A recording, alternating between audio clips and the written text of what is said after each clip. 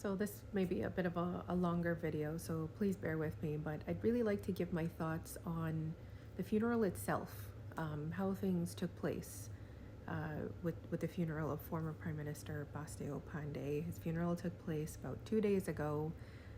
I watched it, and I must admit, I really couldn't give my thoughts immediately on it because it was extremely emotional.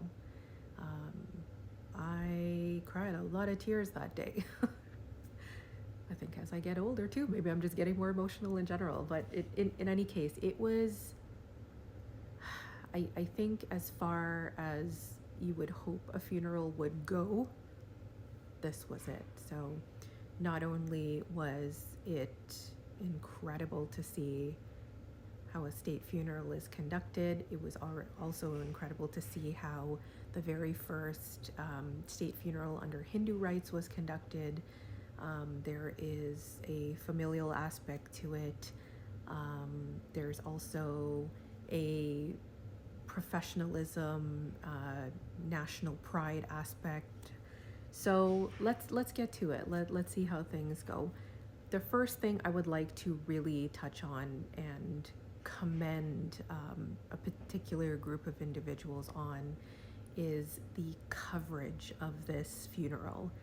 From beginning to end, I must give complete kudos to the amount and diversity of coverage that all of the major media houses carried of this funeral, as well as the lying in state, the coverage of signing of condolence books, going out into the streets and talking to the people, catching the family whenever they were out in public, also thanking well-wishers.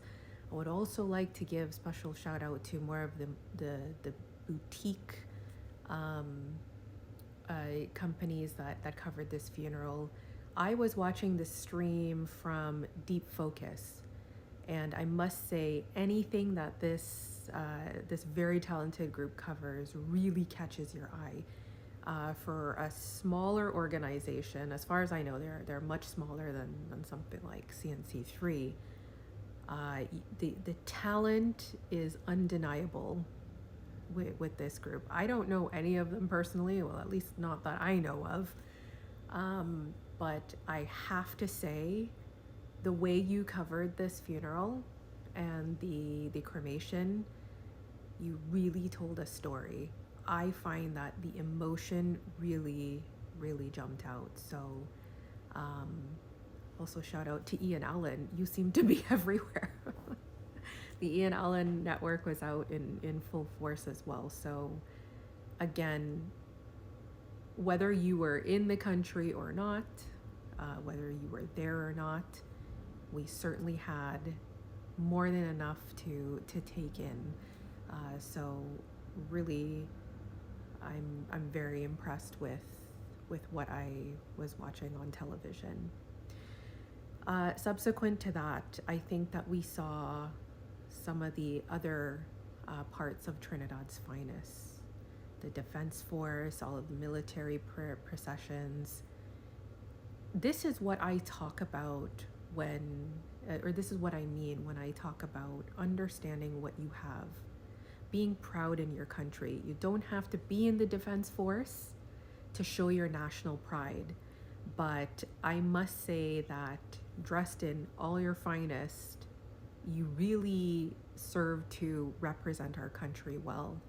It was very hard not to feel a great sense of national pride in this funeral when you were seeing all the ladies and gentlemen, younger, older, demonstrating why they committed themselves to service in this way. So I'm sure it was long days and you were on your feet.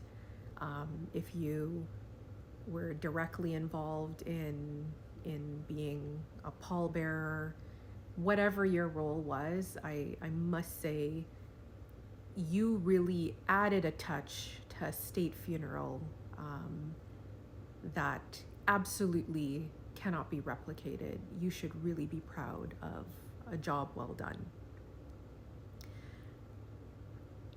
And speaking of job well done, I think that We oftentimes take for granted the officiants. So Pandit Atma Maharaj, and I'm not I don't know the name of the other one that was there, but any officiant in general, I did see coverage on TTT online. They brought in Pandit Ganesh Maharaj to speak about what a Hindu funeral comprises and how it's set out, etc. I think that was a really smart and really helpful touch to understanding how things were meant to be happening at any given time, especially if you're not of the faith. But the Pandit himself who carried out the sanskara, I give you credit as well. You know, when you're doing the rites and when you are on that creek. Anybody who's been on the creek knows what it's like. It's a lot of people. It's hot to begin with. That fire is about to start blazing. It gets even more hot. You're managing crowd control. You're under time constraints, not only for lighting the fire, but just like in terms of the requirements of the religion itself. Everything is done according to time. You're also grieving. You're supporting a grieving family. And I just think that you did our religion very, very proud in carrying out your duties as a pundit. So I never once sat there and went, what in the world am I seeing here? And what is he talking about? I actually really tip my hat off to you as well. The thing that really stuck out at me, I mentioned emotion before. As a female, and as a Hindu female, we are up against a very male-dominated society, and we are also part of a religion where there is a lot of male dominance as well. So traditionally, it is the males, some sort of, like if you're a son or a male family member, friend, whatever the case may be, you're the one who is carrying out the final rites, regardless of whether or not there are girl children. I have to say that as a girl child myself, my parents have no sons. To me, this was so striking. It gave me hope because I shouldn't be excluded from anything just simply because I'm not a man. And this is also something I'll give credit to the pundit for really understanding the importance of daughters in a family and how close Michaela and her sisters were to their father, and really honoring their place in the family and giving them a front and center role in carrying out the final rites. It made me proud to see how far we've come in Hinduism, that girl children can be doing the last rites and lighting up the fire. Seeing everything happening on the creek was also very emotional. I mentioned before, a lot of us have been on that creek. I have spent many moments in deep grief on that creek.